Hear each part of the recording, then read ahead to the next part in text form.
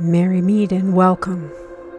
Welcome to the realms of mysticism, the occult, and magic, where your possibilities are only limited by your imagination.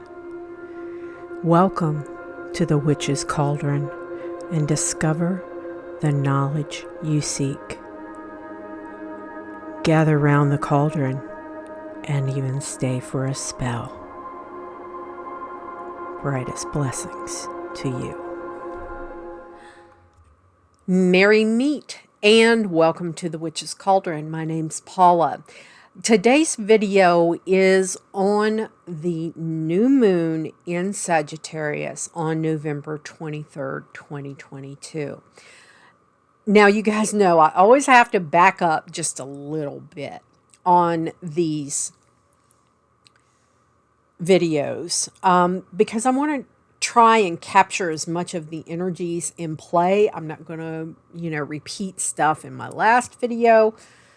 So on the 20th of November, we had a beautiful trine between the Sun at 28 Scorpio and Jupiter at 28 of Pisces. And this energy and this alignment can give you a sense of optimism and hope. And it can also help you envision a brighter future, not only for yourself, but for the world in general. And I think this is really important right now because the past few years have been so polarizing and pitting people against one another.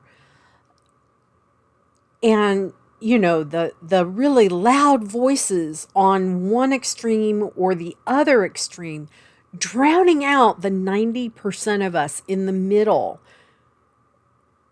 who just want to stop, On the 23rd, on the day of the new moon, Jupiter at this time is barely moving. And on the 23rd, it stations and then starts to move direct, okay? And this, additionally, going into direct motion can make you focus on the future. Do your planning. Get rid of what's not working to make way for something that's better, okay? And remember, Jupiter is the ruling planet of Sagittarius. We have the new moon in Sagittarius at 1 degree 37 minutes. And it will be exact at 2:57 p.m. At 2:57 Pacific Standard Time is the exact time of the new moon. That equates to 5:57 Eastern Standard Time in the US and 10:57 p.m. in the UK. With it being the new moon, with these energies in play, this is the perfect time to set new intent for whatever you want to manifest. And especially if you look in your natal chart to see where 1 degree of Sagittarius falls, that would be where you might want to focus your ritual, on that house that rules that part of your life. Jupiter is extremely powerful on this day. And because of the new moon, it goes stationary direct. It's also on the world axis. The world axis is 0 degrees of a cardinal sign. Whatever is going on at the time of the new moon, more than likely, it's going to come out on the public stage and make it globally, okay? This is also the closest that Neptune and Jupiter will get in conjunction for another 13 years. So on the lower energetic levels, this can manifest in massive flooding, as in bringing in big water.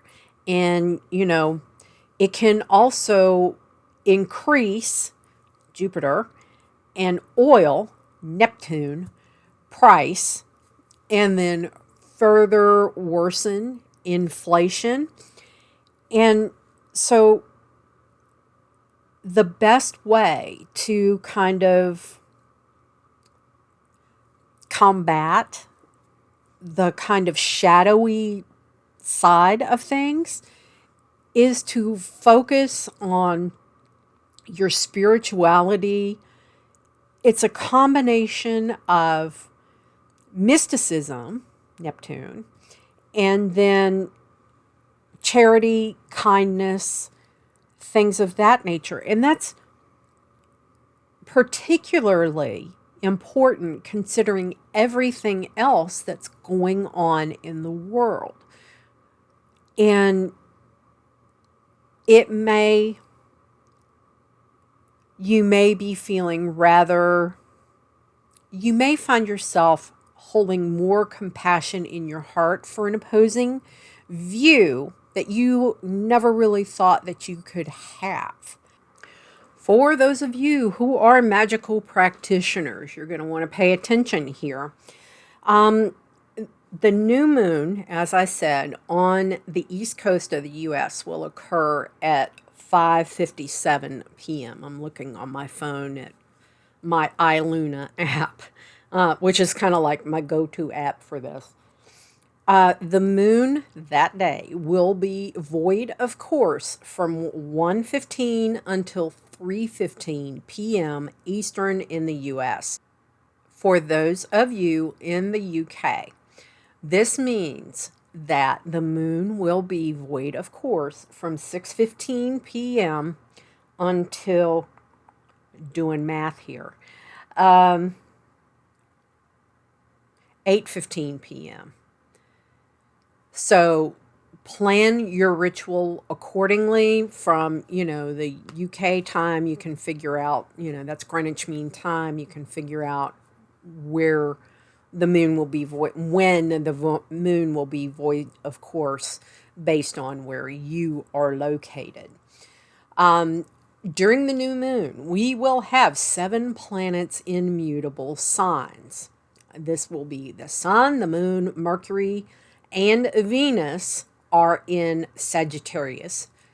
Jupiter and Neptune are in Pisces, and Mars will be in Gemini.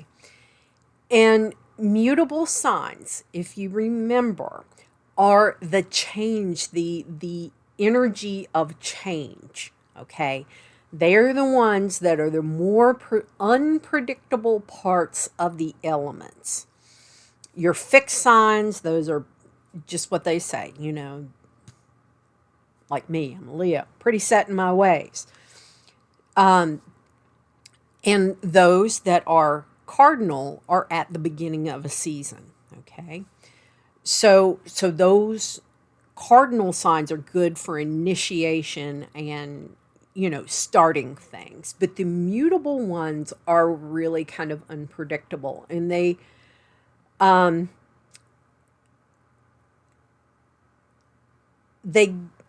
can make it a little bit easier for us to realize that things are very changeable and malleable. And any kind of like solidarity is kind of just an illusion at this point. This is a reminder that your future is constantly shifting, from day to day. And that's all dependent on your thoughts, your emotions, and your actions. There is nothing set in stone right now. Nothing is fixed. Nothing feels stable. Now, this can be really kind of uplifting and almost empowering if you crave that change in your life. If you are one of those who do not cope well with change, you're going to be miserable right around now. So, Sagittarius is linked to optimism, hope, wisdom, and the desire to have a greater understanding about your and humanity's position and qualities to bring about a greater understanding of not only yourself, but where humanity fits in the picture in general. Sagittarius is a sign of a higher level of consciousness. Jupiter is its ruler, and it also represents those qualities as well. And then you have that energy of the new moon, of, hope and change and attracting something to you that you long for. So, this is really a time of expansion, but an expansion in a positive frame. It's a reminder that your free will helps, how can I put it, form your future. Sagittarius is the mutable fire sign. Aries is the cardinal, Leo is the fixed, Sag is the mutable, okay? There are 4 planets linked with primal fire. You have 4 in that sign, right? I just said Sagittarius, Sun, Moon, Mercury, and Venus in Sag. How can you use this fire changing energy to bring about something positive in your life? Whether it's a passion for something, an issue that you have very strong feelings about, joy for life, enthusiasm, all of these things are linked to the element of fire. Love doesn't make you weak. It doesn't make you passive. Love in itself is a fire, okay? That passion, that drive, that raw primal act, okay, of love. And it's also, everybody thinks of love as just being, associated with water. Well, it's not, because passion, desire, and drive, if you have somebody you set your sights on, by golly, you want to go and get that, when you're that attracted to someone. So, and that's a primal fire reaction. That is not a water reaction at all. So think about how in my training there was a book called The Wiccan Warrior that was part of our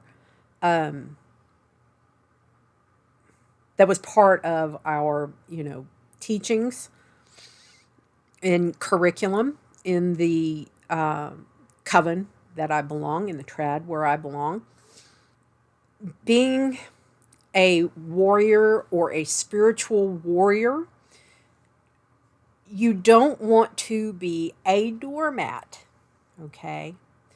Being in love and being in love with the idea of love and passion and everything, you need to decide where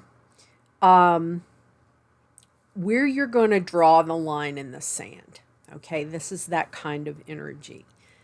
It's going to make you really assess what it is that you are passionate about and the things that you care, things and people that you care the most about. And those that don't, kind of make it out of that crucible of fire, it's time to get rid of them so that the universe can send you something better.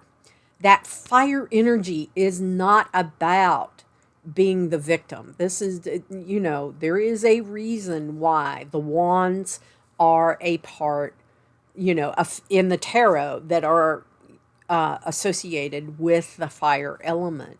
This is not some kind of namby-pamby kind of energy, right? So it's an energy of being empowered, and it's empowered to make change. And it's empowering you to not think of yourself as a victim. And you can sometimes say that, if you have a hard time really kind of like, especially if you're a magical practitioner, bonding with the element of fire, you can often fall into really deep bouts of depression, okay? Because you don't trust that warrior instinct. It's a lot easier to sit there on the pity pot and say, oh, woe is me, than it is to get up and fight your way for something that you want. Sometimes, we all need to have time on the pity pot from now and again. Just if you're there, don't let your hind end get stuck to the pity pot so long that you can't get up anymore. Okay. Sagittarius and Jupiter are also affiliated with the future. And a lot of times we hang our hats on our pasts, and especially our failures. And instead of thinking that way, how can this fire energy help you have the drive and passion to achieve something that you want to create? And it's like, can you step in to that fire energy to make that change and to finally rid yourself of any victim kind of mentality? And I find myself sometimes feeling that way as well. So, it's not like I am that perfect example of what to do. I'm usually one of those examples of, well, Paula, you that one up. So take that as a life lesson and move on, and it's really hard, especially for me, to let go of failures. That's what my shadow mask, one of my shadow masks, is all about. Is, where I felt like failures in my life. And to get to my higher self, I have to leave that behind. Chalk it up to experience. What lesson did I learn? What do I need to do to change my eventual outcome? What is it that I want to put in that failure's place? And the new moon's a perfect time to come up with those kinds of energies. Mars at 21 degrees Gemini is trine to Saturn, that's at 19 of Aquarius. And this is really good for building networks. Those that's affiliated with Aquarius, the future, Aquarius, and it's building new networks and new systems that are realistic and sustainable. That's where the Saturn energy comes in. And this could be around this time. Everybody's talking about Twitter dying. It can evolve into people going to new social media platforms, because Gemini and Aquarius are both linked with social media. Uranus is still in conjunction, close conjunction to the North Node at in Taurus, and it's ongoing square to Saturn. This is going to be into play through the end of November, and this is really that clash. Future versus the past, control versus freedom, old and new. It's that battle. Saturn may try to bring even more censorship into social media and freedom of speech, which are represented by Uranus. And Saturn being, top down regulation, censorship, things of that nature. And I'm not just speaking about the US. I'm talking, there's stuff going on in those areas all over the place, in Canada, the US, in the UK, countries that we know, Russia, China. It's a common theme throughout that world, that freedom versus control, old versus new, that battle that's been going on. Freedom is a very strong theme at the new moon. Sagittarius, freedom and truth. Those are also linked to Uranus. And Uranus is in a tight aspect to the new moon, the sun and the moon, and it's in a what's called a quindecile. And that is an aspect of upheaval, upset, obsession, and it involves the planets that are at either end of the quindecile. So you'll want to pay attention to themes and information that will be emerging around freedoms and the truth coming out. Sagittarius is also linked to the law, which is, the other sign is Libra. So there could be some major legal decisions, major legal breakthroughs, things of that nature. And we may start to see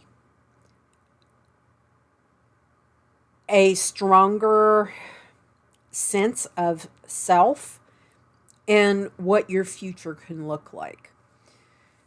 Sagittarius in itself is a very restless sign. It's that mutable, restless fire energy. It wants new horizons, exploration, new possibilities, adventures. Sagittarius does not want the day-to-day, the stale, the same. And it's very similar energy to that Uranian energy. There is a move to remember that we are part of that oneness of universal energy, not only on, Earth, in our solar system, and in the cosmos, that original creative energy.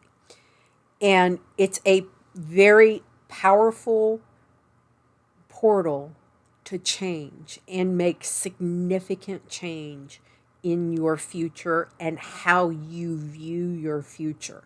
If you think that your future is nothing but a pile of then that's what your future is going to hold. But if you flip your mindset from that victim mentality to the warrior mentality, where you're like, you know what?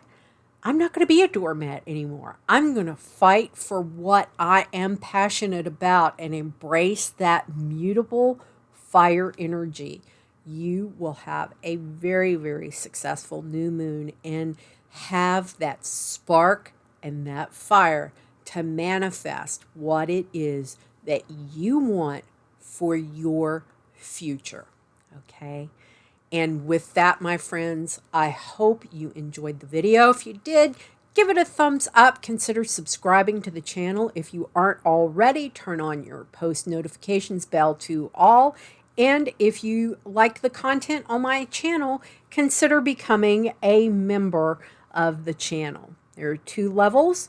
I'm not going to go over them right now, but there are 2 levels of membership available on my channel. So with that, my friends, I hope you all have a blessed season. Those of you in the United States, happy Thanksgiving to each and every one of you.